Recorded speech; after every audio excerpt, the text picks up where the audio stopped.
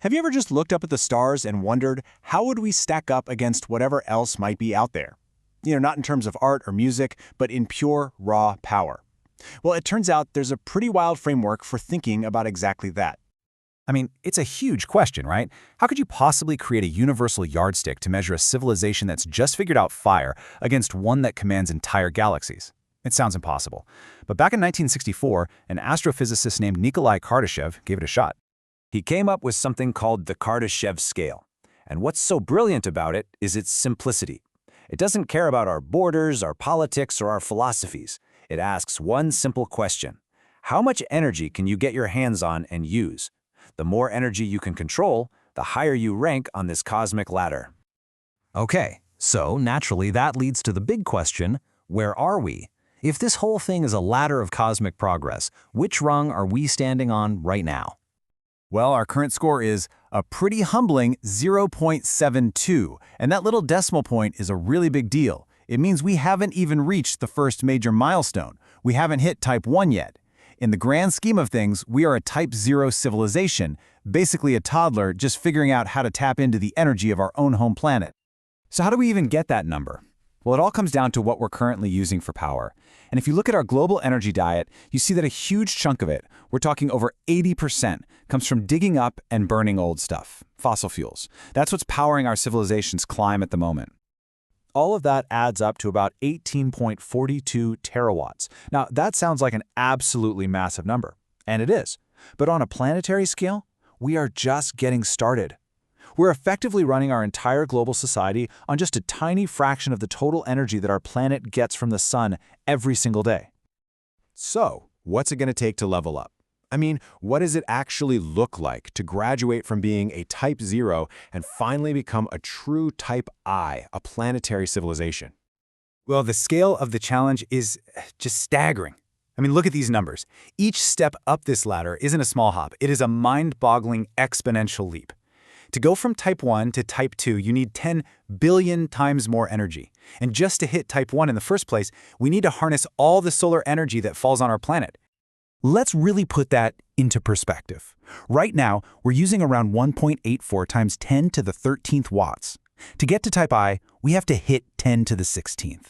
That's not doubling our energy or even tripling it. That's an increase of nearly 1,000,000 times our current energy output. That seemingly small jump from 0.72 to 1.0 is actually a monumental leap for humanity.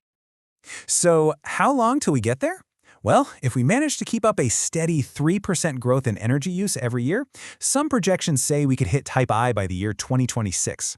But if we're a bit more conservative, say with just 1% growth, we're looking at something closer to the year 2746. Either way you slice it, it's still centuries in our future. But the scale doesn't just stop at one planet. Oh no. Beyond Type I, we get into the truly sci-fi, mind-bending stuff. We're talking about stellar and galactic civilizations where the power sources themselves become literally astronomical. A Type 2 civilization? They've completely outgrown their home planet. They've mastered the power of their entire home star. Just try to imagine engineering projects so massive they can capture every single photon of light their sun puts out. A civilization this advanced would be spread all across its solar system. And here's the wild part. We might actually be able to spot them, not by the light they're using, but by the faint glow of all the waste heat their incredible technology kicks out. And this isn't just a fun thought experiment. Back in 2015, astronomers were totally baffled by this one star, KIC 8462852. It was dimming in a really bizarre way they just couldn't explain. And one of the wildest ideas thrown out there was an alien megastructure. As astronomer Jason Wright said, it should be the very last thing you consider, but it looked exactly like what you'd expect aliens to build. And this is the concept they were talking about, a Dyson Sphere. It's a hypothetical megastructure, maybe a shell or a massive swarm of satellites, built around an entire star to soak up every last drop of its energy. It's the ultimate solar panel.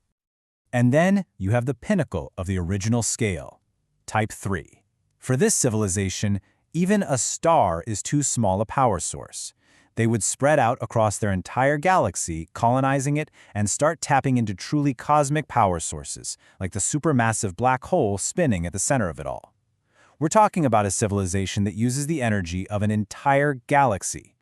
The amount of time this would take is, well, it's almost beyond our ability to comprehend. For humanity to get to this stage, it could take anywhere from 100,000 to a full million years of constant progress. Just let that sink in for a moment. Okay, so after that journey across the cosmos, let's bring it back home. What does this massive, incredible scale mean for us, right here, right now? Is climbing this ladder just inevitable? While there's a fascinating concept in thermodynamics that kind of suggests our progress might just be a natural law of the universe. It's called the principle of maximum entropy production. And basically it says that complex systems, like life or a civilization, are almost driven to burn through energy as fast as they possibly can. So there might be this natural pressure just pushing us forward. But, and this is a really, really big but, this climb is absolutely not guaranteed. A relentless hunger for more and more energy has consequences, right? The source material on this is pretty clear. There are really only two things that can stop this progress: the natural limits of our own planet's environment or our own choices, ourselves. And that, right there, might be the most important takeaway of all. Maybe the Kardashev scale isn't just about ranking how technologically powerful you are. Maybe it's also a measure of wisdom, of responsibility. Because having the power of a planet, or a star, or a galaxy must come with the wisdom to manage it without destroying yourself in the process. So that big leap from 0.72 to 1.0, it isn't just a technical challenge we have to solve. It's a test for our entire species. The numbers show us where we could go, but the path we actually end up choosing, well, that's completely up to us.